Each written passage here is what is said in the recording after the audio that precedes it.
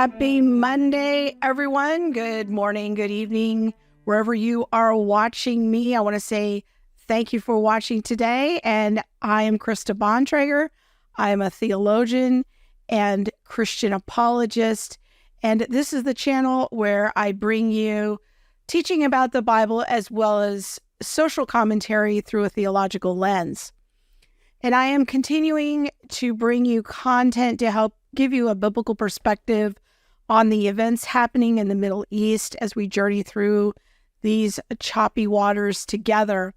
I will continue to release content in the coming weeks along these lines as I attempt to cover the events happening in Israel from a variety of angles. If you haven't yet done so, you can catch previous conversations on my channel. And you can see all of that just by going to Theology Mom, wherever you stream your podcasts. Now, just a few weeks ago, many of us saw Hamas in real time capturing and torturing civilians, including the elderly, raping women, killing babies. And now the state of Israel is engaged in a war against Hamas. One of the first things I did in the days after the war began was reach out to my friend Laura Powell and ask her to help me a little bit more with my understanding about Islam. And I'll admit, I don't comment a lot on the channel about Islam because I know when I am out of my lane. Like, this is something that I do not have expertise in, but I rely on others, and I can go watch YouTube videos. I can take initiative to do my own research with reliable voices and try to figure some things out.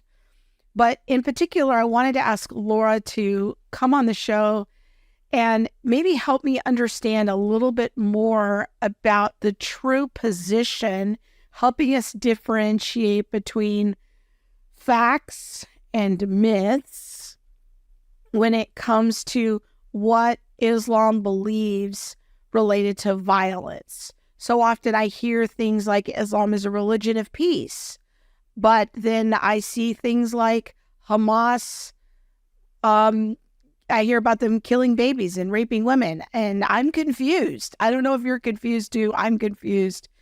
So I asked Laura to come on, who has a little bit more in-depth knowledge about Islam, to help me understand this particular aspect of the Islamic faith. Now, neither of us claims to be an expert on the politics of Hamas or Israel, so we're not going to be discussing those issues, but we will be trying to tackle general questions about Islam and, again, trying to differentiate between facts and myths about whether Islam is a religion of violence or of peace. Now, this is a pre-recorded conversation. Even so, I want to encourage you to put your questions in the comments, in the chat, either on Facebook or YouTube.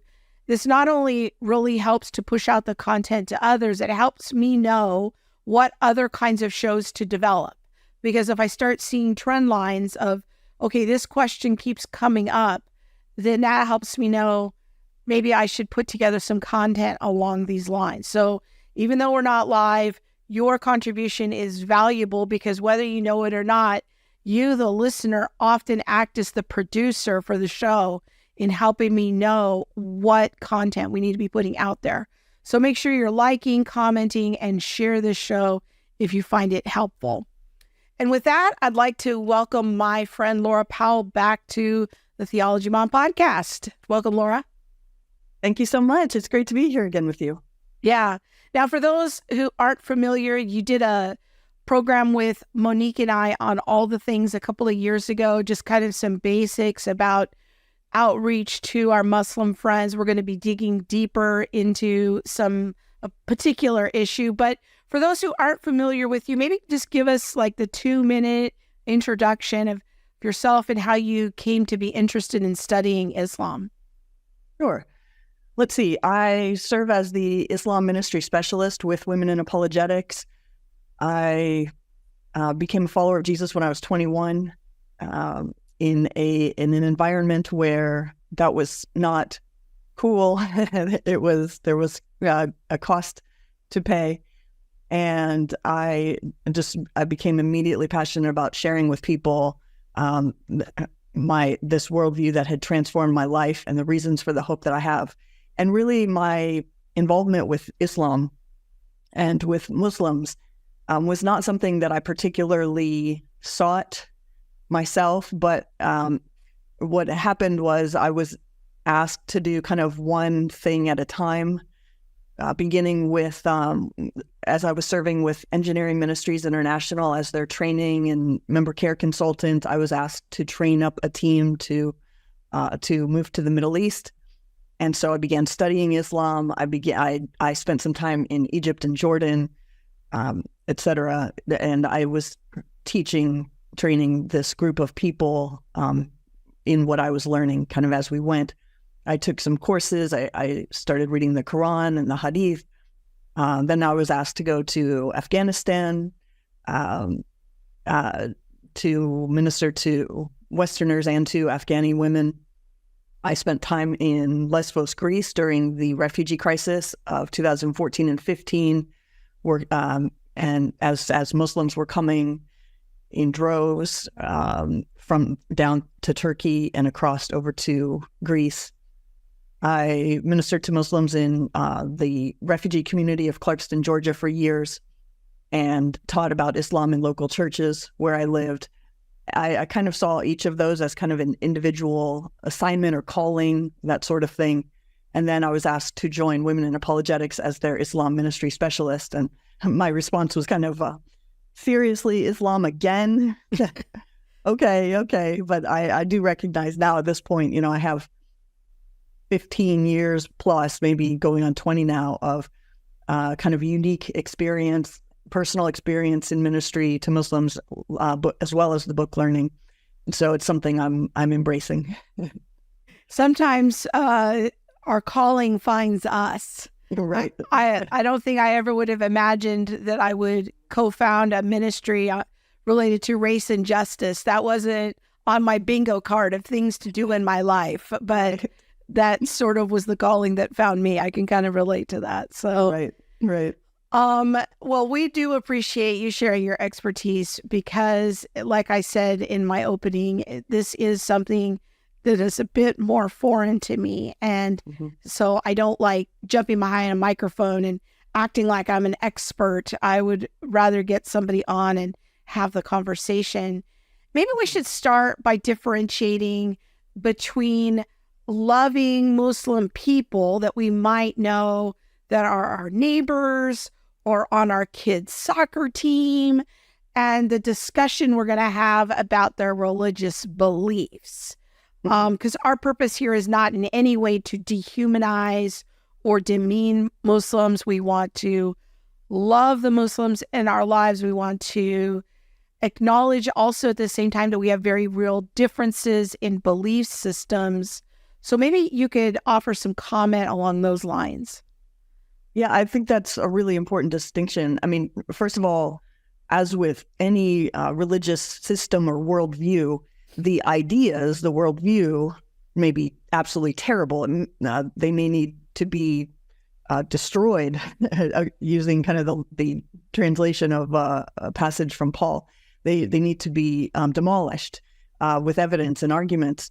The worldview may even be demonic in origin, but that is the worldview. Those are the ideas. Those are the beliefs. God, the people, in contrast, are God's image bearers. I do think it's important to make a distinction between image bearers versus our brothers and sisters, because we are grafted into the family of God when we become Christians, and so it's not theologically accurate to talk about Muslims as our brothers and sisters in faith, but they are nonetheless God's image bearers, and so they have inherent value, dignity, and worth. They are enslaved to false ideas, but they need to be given a chance to be set free by hearing the truth. And this is my motivation for speaking the truth. I often hear back from people, not so much anymore, but at first, especially when I started sharing the truth about Islam, Westerners would get really upset with me and say, "You Muslim hater, you Islamophobe," these sorts of things. That was not my heart at all, nor is it today. I have Muslim friends who are like family to me, who I would do just about anything for, and likewise they for me. And so I want them to know the truth, and some of them have come to know the truth, and it's just the greatest joy in my heart. Secondly, a lot of Muslims are only Muslims because Islam is central to their culture, to their community, to their family. They're cultural Muslims, just like a lot of people who claim to be Christians are just cultural Christians. They may not know their scriptures. They may have no idea what the scriptures teach, or have a comprehensive worldview that matches with the teachings, but they will claim, a certain religion because of their community. And so, most Muslims actually believe whatever their local leaders tell them. And I think we'll talk a little bit more about why that is later. But their beliefs can differ quite drastically depending on the community they're a part of. In fact, one time an imam I met with told me that it was when I went to him and I was talking to him about the violence in Islam and the life of Muhammad and the commands in the Quran, and he said, "Oh, I'm so glad you came. I'm so glad you came to this mosque. I'm glad you found me, because if you had gone to the mosques down the street, either direction, you would be hearing something drastically different, and they would be telling you, yes, we're." Anyway, we'll get into that topic more. But just to say, there is a difference between the teachings, which I think we're primarily going to talk about, versus the people. That's so good. And so we want to, again, come at this from that posture of, I don't want to allow a conversation about disagreements with belief to plant seeds in my heart that so distance me from Muslims in my community that I don't reach out to them with the power of the gospel and the real Lord Jesus Christ. So that's a great place to start. I'm going to show a short video to get our conversation started here.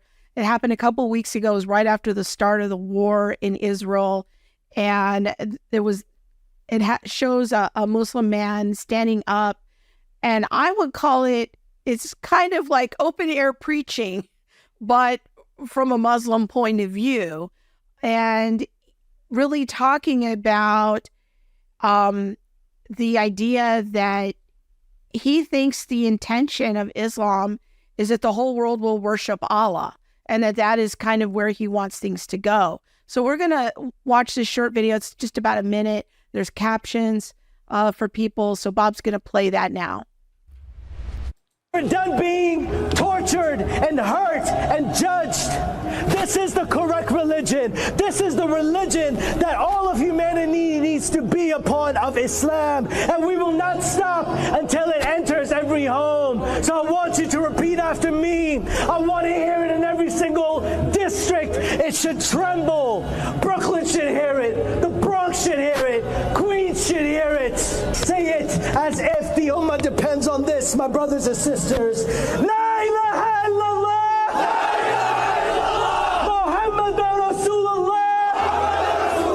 There is no God worthy of worship except Allah, the God of Jesus, the God of Moses, the God of Abraham, and the God of the last and final prophet Muhammad sallallahu alayhi wa sallam.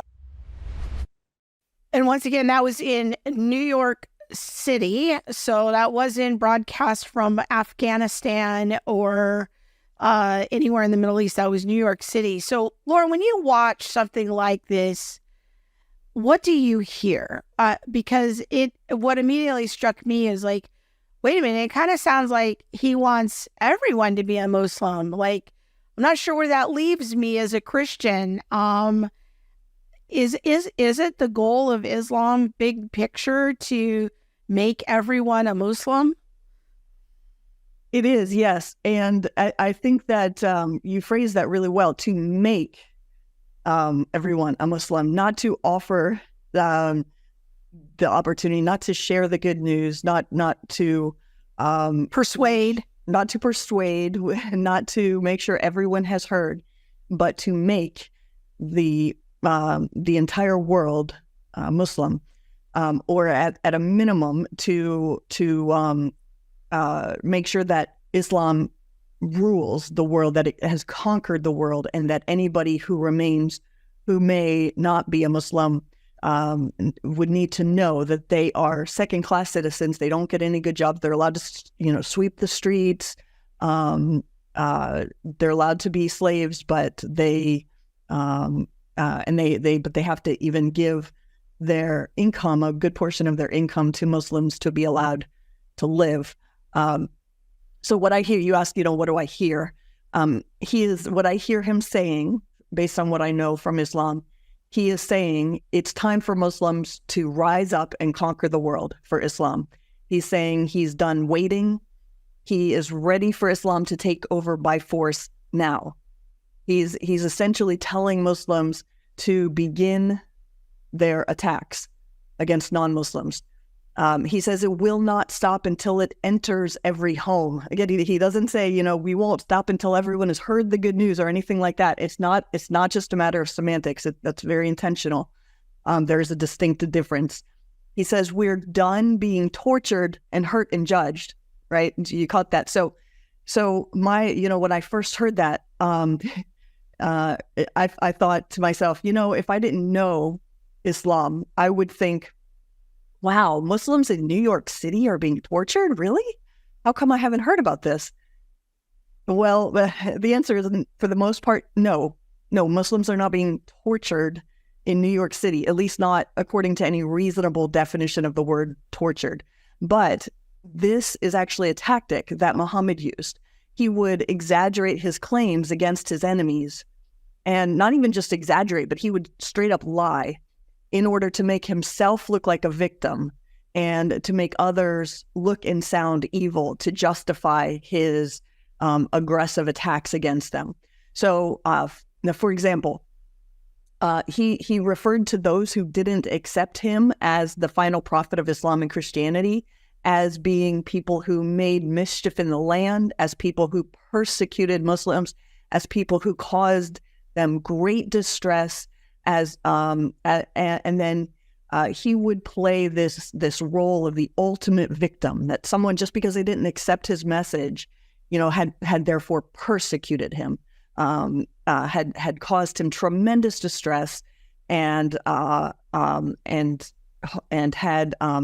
warranted being attacked. So everyone who didn't praise him and celebrate him and follow him was a persecutor of Islam and of Muhammad. And these persecutors, these torturers, these troublemakers need to be violently attacked and subjugated. They need to be violently attacked and subjugated now, until Islam rules over the entire world. So big picture, that video almost sounds like it's a good summary of, what the strategy here is. But I guess I want to go deeper into some things that you said there, because is it true that Islam really teaches coercion or conversion by coercion? Like, is that true? Because I hear conflicting things. Is it possible that some of these passages have been taken out of context? Sometimes when I hear atheists talk about what we Christians believe, I think, I don't believe that. That's not true. And so I'm wondering, is it really true, or is that Islam teaches conversion by coercion, or is that just one strain of Islam? Or, help me make sense of that.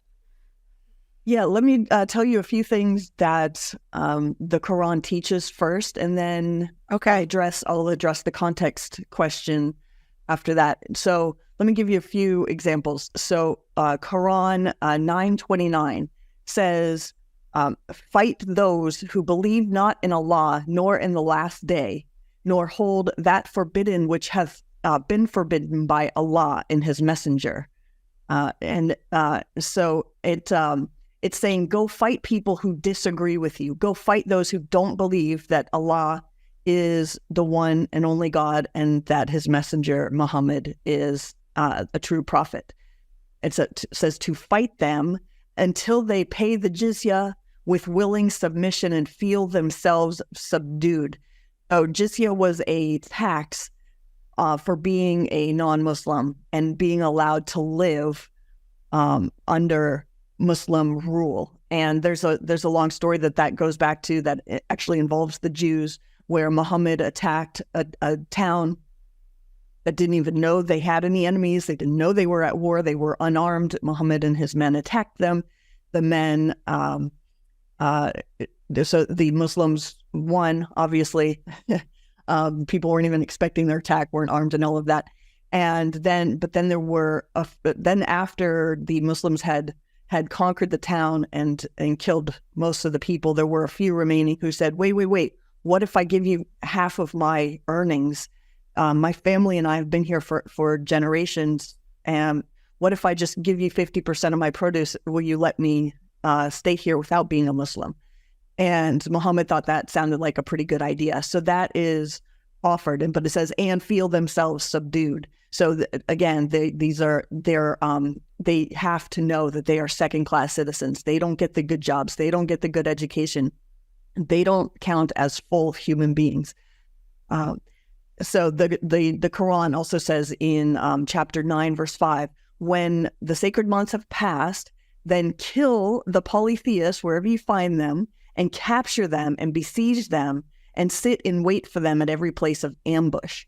But if they should repent, establish prayer, and give zakah, like tax money, then let them go on their way. So again, it's about belief. If they are polytheists, if they don't believe this message of one and only God, and by the way, by the time chapter 9 was revealed, Muhammad was convinced that that Christians were polytheists because of the Trinity.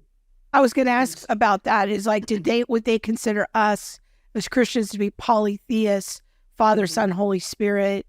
Well, they would.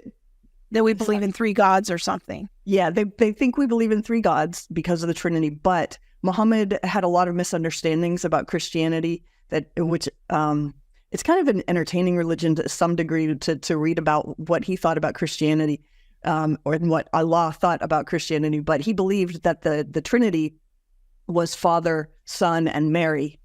So he kind of got that one wrong. But yes, we are we're polytheists according to Islam. Quran 5:33 says the punishment of those who wage war against Allah.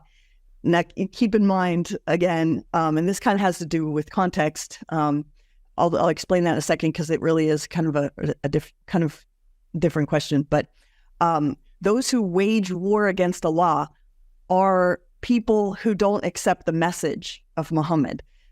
He had this enormous victim mentality and would make people look so much worse than they are. So he explained that clearly, that those who wage war, this is people who have not accepted Islam. Those who wage war against Allah and his apostle and strive to make mischief in the land is only this, that they should be murdered or crucified, or their hands and their feet should be cut off on opposite sides, or they should be imprisoned. This shall be as a disgrace for them in this world, and in the hereafter they shall have a grievous chastisement. That's Quran 5:33. Quran 8. So just a second. So I would be considered as attacking Islam, even if I'm just passively living my life as a Christian. That's seen as an attack. Is that what you're saying? Okay. Yes. Mm-hmm. Yes. Okay. And certainly, I mean, you more clearly wage war against Allah if you hear the message of Islam and you reject it. But okay. But in his actions, he also showed that the Jews who were just living their lives peacefully, far away from him for the time, far away in distance for the time, without cars, just living their lives, not even knowing about Islam, they needed to be conquered. Anybody who had a different worldview needed to be conquered and taken over. So, but yes, certainly, I mean, if you reject the message of Islam, you are waging war against Allah, and you have got to go. Quran 8, 12, and 13 says, remember when the Lord inspired to the angels, saying, I am with you, so strengthen those who have believed. I will cast terror into the hearts of those who have disbelieved. Therefore, strike them upon the necks. You might remember some images if you've been watching the news. Strike them upon the necks and strike from them every fingertip. That is because they opposed Allah and his messenger. He's telling us why. Why do they need to have their heads cut off with garden tools? Why do they need to have their fingers amputated? Because they opposed Allah and his messenger.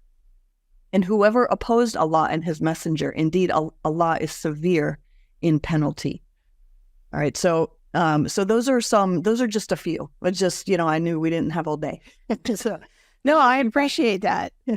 You're bringing those receipts and reading them for us. And then I guess we can migrate to the context issue of right. That might be a concern that my Muslim friend might say, well, that's being taken out of context, or those passages are being hijacked by extremists like Hamas. Mm-hmm. Yeah, and I think it's a very, very fair question. Like you said, people do that with Christianity all the time, and there are a few responses that I think are worth noting. First of all, as you know, the Bible contains a lot of different genres. It contains historical narrative describing what happened, describing what people did, even when God did not endorse those things or allow those things, even when God had prohibited those things. It records David committing adultery and then killing Bathsheba's husband, essentially, or making sure he was killed. But it's not a command to follow, of course. It's a historical narrative. There's poetry, there are books of wisdom, there are parables. You have to consider what's going on with the parable. Is it a parable is not the same thing as every word within the parable being a command from God, and things like this. Okay, so the Quran, on the other hand, is an eternal collection of commands, and commands only, according to Islam, that Allah gave to Muhammad through the angel Gabriel. So these were for Muhammad to give to his people. They had supposedly existed for all time, although we could have a whole conversation about some Muhammad started contradicting himself, and so people asked him, well, what is it? Is it this or is it this? And he said, whatever comes later cancels out what came earlier. But without going into all of that, the Quran is believed by Muslims to be a collection of eternal commands from Allah. So it's not as easy to extract these commands from their context, because there really isn't any context in the Quran. They're more like proverbs in that way. Like a proverb can usually stand alone and you know what it's saying. You don't need to read the whole chapter, the whole book to know what a verse says, for the most part.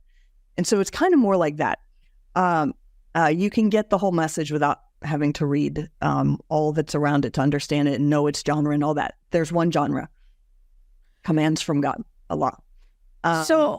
But when we talked, like going back to your experience when you went to see the imam, he says, well, I'm so glad you came to me so I can explain these things to you. And it would be different if you went to the mosques down the street. Right. That to me kind of indicates that some people may see the way that Hamas and other extremists interpret passages like this. Well, those are the extremists. That's just a small fraction of Islam. And, maybe we might compare them to the Westboro Baptists, that we're not like them, that they don't represent us. Yeah. Yes. Well, so this particular imam that I referred to, he would say they don't represent us, our congregation here. However, he had nothing to stand on. He talked in circles.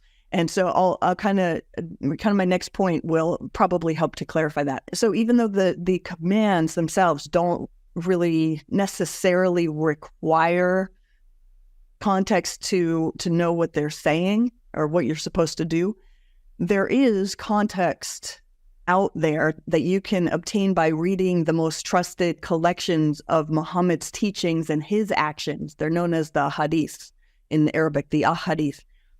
And these are again the teachings of Muhammad, the actions of Muhammad from the most trusted, earliest sources from within Islam. And so these sources, and then also the ancient biography, the most ancient and most trusted Islamic ancient biography of Muhammad as well. The problem is that when you read these sources, they actually reveal a far, far more disturbing picture of how Muslims are to behave when you learn more about the situations in which these commands were revealed. So, for example, when I read, go out and kill everybody who makes mischief in the land, you think, wow, that sounds really harsh and really scary. Well, what's the context? Well, the context is that a lot of people rejected Muhammad's message, and that's considered making mischief in the land. So actually the context makes it far, far more disturbing. But so when I would ask this particular imam about the violence, he would say, well, I don't believe that that's for today. And there are some scholars who would say it's, none of that's for today. And then I would say, well, the Quran says to follow the example of Muhammad in everything. He was the excellent pattern of conduct. You're to imitate him in everything. And he would say, and I would say, so, and then in order to know what he did and said, you have to go to the hadith. And he would say, well, some scholars think the hadith maybe say different things. And I would say, okay, well, let's look at some of the, hadith. I had brought pages and pages and pages, and I had emailed him actually all of this before I came too. I would say, okay, let's look at this one. And he's like, oh, some scholars think it doesn't mean that. I said, well, what's their source? He's like, the hadith. I said, well, this is the hadith on that verse. And he's like, yeah, but some scholars think that maybe, it doesn't really mean that. I'm like, based on what? He's like, oh, hadiths. I'm like, which hadith? What? It's clear. So he would talk in circles and that sort of thing. Whereas, when you talk to people who, when I talk to people who are more of like the people down the street from him and ask them what they are basing their beliefs on in believing that they're supposed to take over the world for Islam and decapitate people and cut off their hands and toes and rape the women and this and that, they will point to the most trusted sources, the most trusted hadith in all of Islam, and say, look, that's what Muhammad did. Look at the Quran. It says to do what Muhammad did. Look at the Quran, even apart from the whole Muhammad thing. It says to go kill them. It's very clear and it's very evident. Whereas the imam I met with was like, yeah, there might be a hadith somewhere out there, so that we don't really know about, that indicates maybe there's something different. He had nothing to stand on, and so I'm thankful that there are Muslims out there who just listen to someone like this peaceful imam and say, yeah, that's good enough for me. I mean, I actually went to meet with him the first time or two with a good friend of mine who was a Muslim. And after we had discussed Islam for a while, she didn't want to talk about it with me anymore because she didn't have any answers. And she said, just don't bring up Islam anymore. I don't want to talk about it. I just want to be friends with you. And so a week or two later, I went back to her and said, would you be willing to talk to me about it if we went and met with your imam together instead of just you and I talking? Because I know you don't know maybe as much about these things I'm bringing up. She's like, oh yeah, great, that's a great idea. That didn't take very long for her to decide that was a bad idea, because he just had nothing to ground his peacefulness in. So it could be that there are some Muslims and even imams and Muslim leaders that are taking a peaceful approach the question that I think you're raising is that consistent with the writings and the interpretations, the hadiths, that it's almost like, well, we're peaceful Muslims, but, maybe there's not as solid of a foundation for that idea, which is very perplexing to me. But let me ask you this question. So when it comes to the issue of human dignity, one of the things you have taught me is that the idea of human dignity is such a distinctly Christian idea, and that there are places in the world where the idea of the dignity of humans has not yet penetrated their cultural practices. And so you can walk around and there will be dead people in the streets, and there will be not the kind of regard that we have for them. I mean, even the act of calling 911 or going to a hospital or having a proper burial, these are all things that we do every day in our culture because there is some deep rooting in that humans have dignity. Right. But is that idea a pervasive idea in Islam? Is there an understanding of it's wrong to kill innocent people, that the killing, that their religion does not allow for the killing of women, raping their women, beheading children, mutilating bodies, that's just an unacceptable belief in Islam? Because again, I hear conflicting things.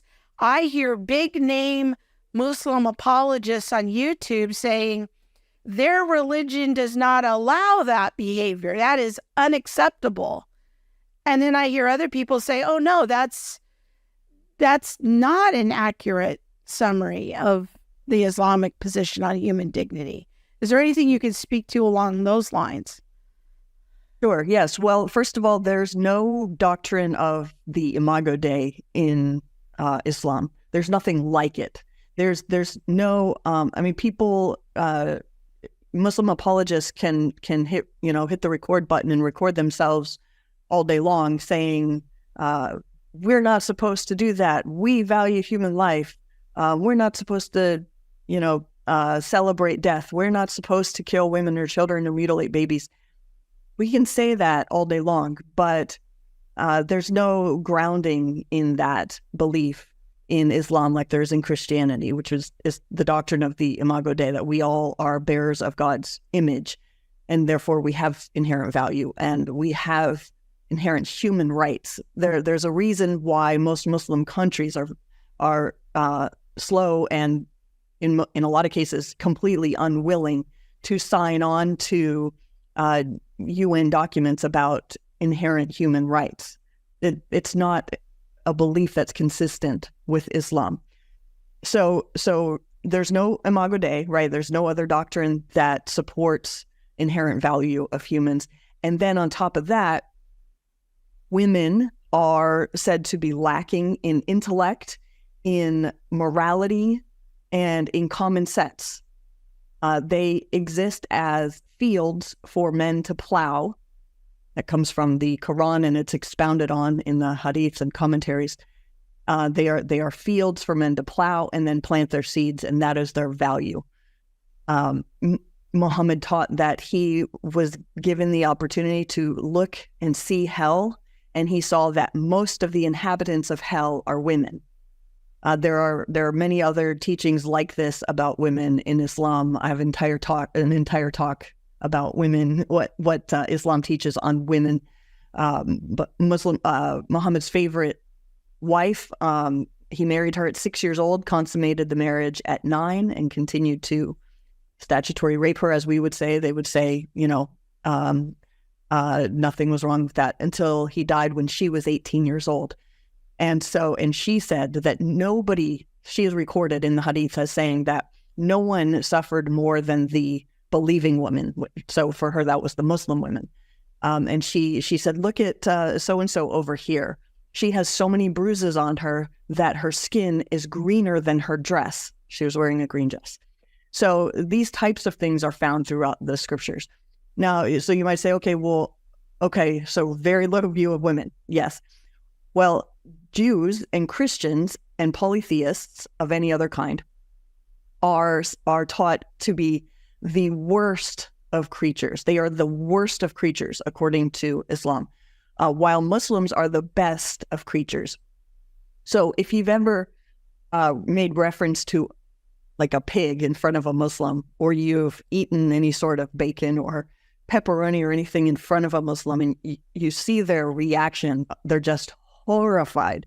Even the mention of a pig or a drawing of a pig on a wall. Well, so Jews and Christians and polytheists are said to be the worst of creatures, not pigs. We are. So the pigs aren't even worthy of eating. We're worse than that. There are all sorts of commands as well as examples from throughout the life of Muhammad that non-Muslims are to be tortured and crucified and have their heads hacked off and all of the things that I mentioned above. That's what the hadiths record. One of the ways that Muslim apologists get away with this is they'll say, well, you can read the sources in Arabic, but it only works in Arabic. They say the same thing about the Quran. I think it's kind of funny that they say that about the hadiths as well, because there's just no justification even for that. But so they don't have, like you've been reading to us in English, that would be sort of out of bounds for them. They would say, well, if you really want to understand it, you need to go read it in Arabic, which seems a little convenient when when you're trying to nail down exactly what it is that they believe. Yeah, and fortunately, there are committed Muslims who want us all to know what the Quran and the Hadith teach, and so I have all of the trusted Islamic sources, the volumes and volumes of Hadith, the Quran, etc., in Arabic, in some that were most of which were translated by Muslims themselves who want everyone to know, look how great this is, look how awesome this is. Don't you want to be a Muslim too? But it's convenient for Muslim apologists who aren't going to be straightforward with us to say, oh, well, yeah, and you just don't get it because it only works in Arabic. Sorry, you can't possibly know what it is. As if translation isn't a thing, hasn't been discovered yet. As Muslims migrate to other countries, you don't hear them coming in and saying, hey, we're going to take over and we're going to bring Islam into every house. You don't hear that. You hear them coming in and saying, we just want to peacefully coexist with you. And we eventually, if we have enough Muslims in our neighborhood, build a mosque, and they want to have peaceful worship. And in a way, it kind of, the Western system of freedom of religion accommodates that. It accommodates that strategy. But as we saw in the New York City clip, it makes me wonder, in Islam, is there an idea, some kind of tipping point of once Muslims are in the majority, that then it becomes more coercive, that we're going to make the world Muslim? I don't know. Maybe I'm just wondering. Yes. So, so there are a few things there. First of all, there's this doctrine of deception within Islam. This is actually a central part of Islam. It's known as taqiyya, which I believe is the Shia term. The Sunni term, which I've only read about in books, but I don't actually hear the term used very often. I mostly hear taqiyya, is the term mudarat. And so, but it means either way. It means deception for the advance of Islam. Deception was a characteristic of Allah it was a characteristic of Muhammad, the excellent pattern of conduct. And so, I told you that most of the translations of the Quran that we have were translated by Muslims, and what you'll see is that that passages which I don't speak Arabic, but I'm told by dozens of Arabic speakers, when I ask them and they don't know the context in which I'm asking them this, what does makara mean? What does this phrase mean? They say, oh, it's a deceiver, like a liar, like a schemer, a deceiver. Well, the translations where Allah boasts about being the best of deceivers, which he does in the Quran, are generally translated in most translations that are translated by Muslims. That phrase is translated as best of planners or best of schemers, but they never choose the most accurate phrase, best of deceivers. Although you can tell from the minimal context of one of the passages that it looks like it probably does mean schemer in the worst possible sense. But so those are found in Quran 354, 799, and 830. If you have a version of the Quran translated by anyone who's not a Muslim, you're going to see best of deceivers. But I think something that's helpful is that Allah didn't just brag about his skill at deception, which you kind of need to know a little bit of Arabic or know someone who speaks Arabic to find that in the Quran. He also actually demonstrated his skill at deception. And so in the Quran, in chapter 4, it says that the Jews didn't actually kill or crucify Jesus, but rather it was made to appear so. And then the next verse is, but rather Allah took him directly up to heaven. So the obvious implication here is that Allah is the one who made it appear as if Jesus was the one being crucified on the cross. And as I've asked, I will often ask my Muslim friends that. So, why don't you believe that Jesus was crucified? They'll say, oh, it was just made to, the Quran says it. I'm like, okay, well, what happened? Why is this best, like probably single most well-attested historical fact in all of ancient history, so well attested? What happened that so many people were convinced Jesus was crucified? And they'll say, oh, yeah, Allah made it appear so. And then they'll kind of say that proudly, usually, as if they don't see the problem yet. I'll say, okay, so you're telling me that Allah tricked everyone, including Jesus' own mother, who is recorded to have been there. The Apostle John, who had just spent 3 years night and day with Jesus, he tricked these people who were this close to Jesus, only to then send down the truth to Muhammad 600 years later. And for what reason? There's just no apparent reason. And they'll say, well, yes, that's what happened. I'm like, okay, well, do you realize then that Allah is the greatest deceiver ever to live? He is responsible for Christianity. He tricked everyone into believing something that's a lie. Muslims who don't really know, who haven't thought about these things, will oftentimes just kind of, they'll change the subject at that point. Just say, I don't know. Only God knows. But hopefully we're planting a seed for them to think about later. But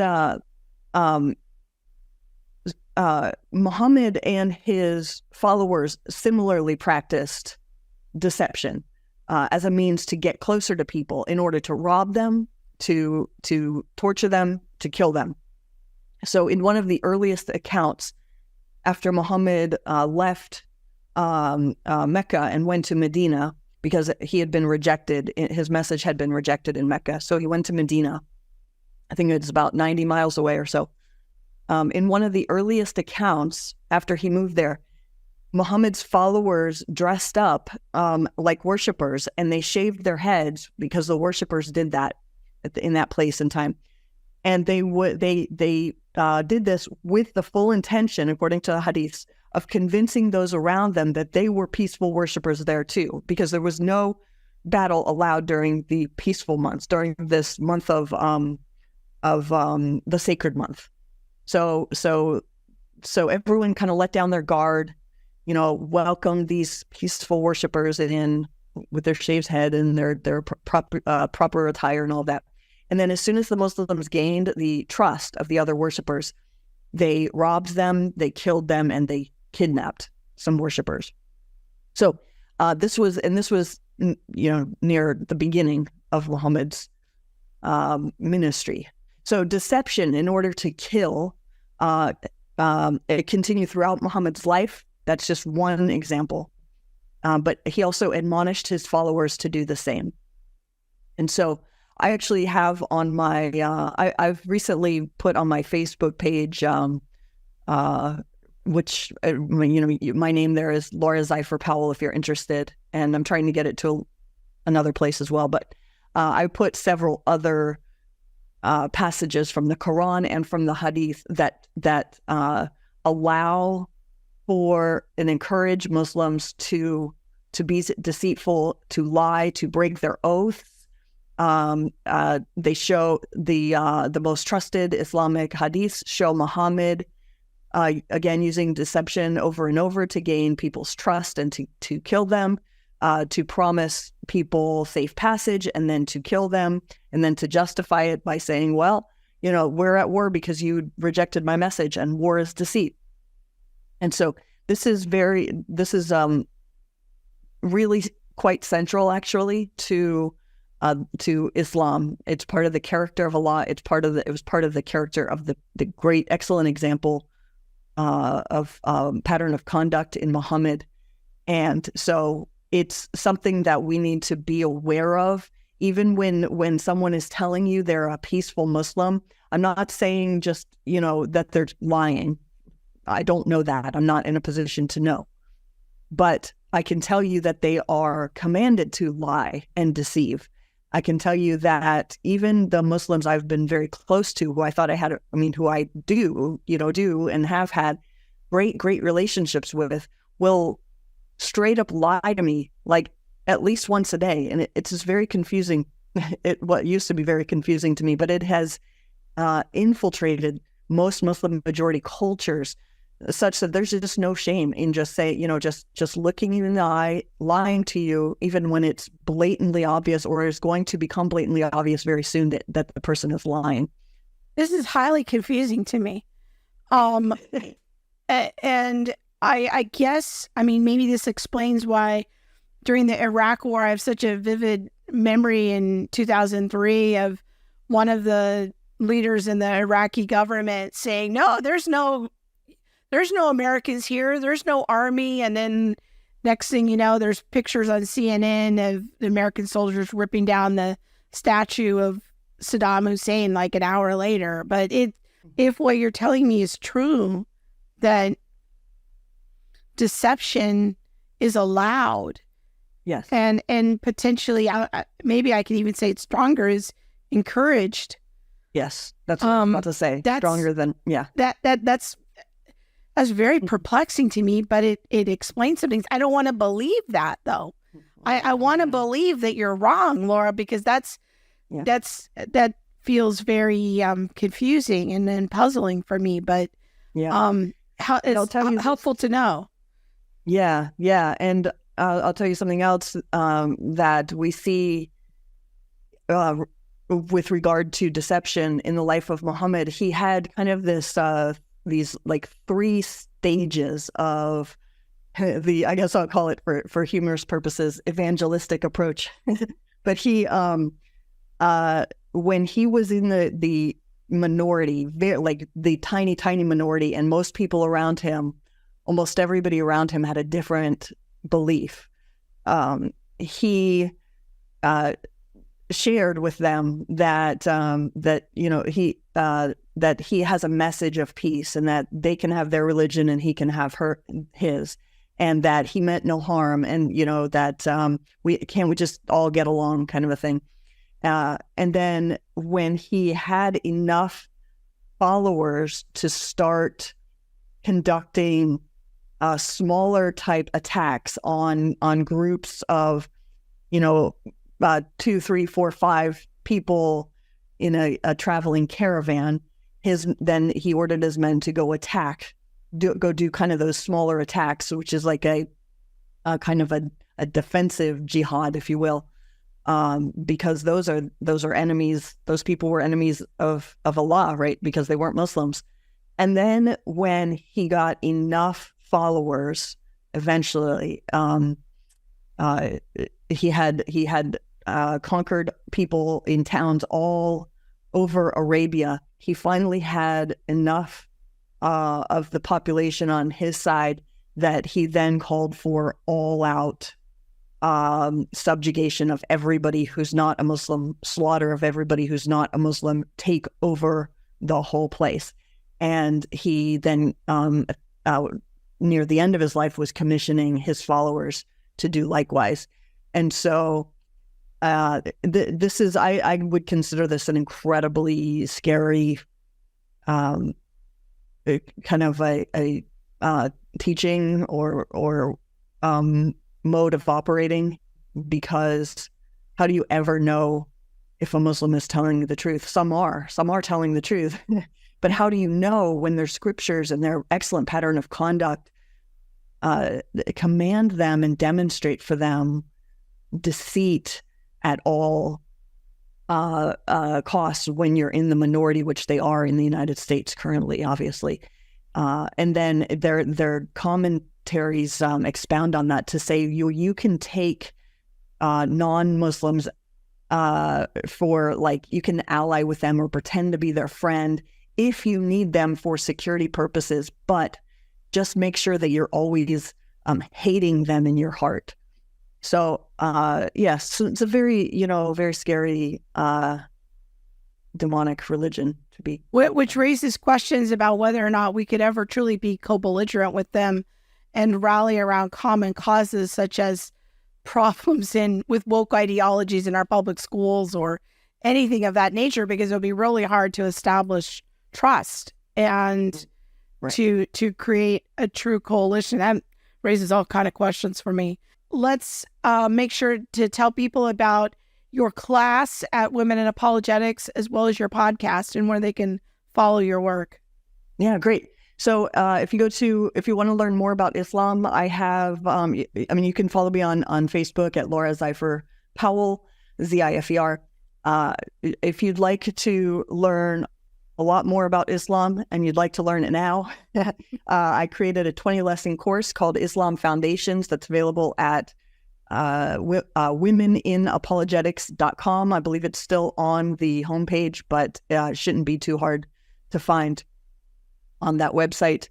My website is anaffairwithreason.com, and you can listen to my podcast called the Night and Rose Show, KNIGHT, Night and Rose Show, anywhere you get podcasts. Very good. And I do want to encourage people to go check out and follow Laura's work there. And I know that my husband, Bob, helped you put together the videos on the Islam course. And so go check out Laura's podcast and all of that. Thank you so much for doing this and bringing your knowledge to my channel and just adding value and helping us understand some of these things.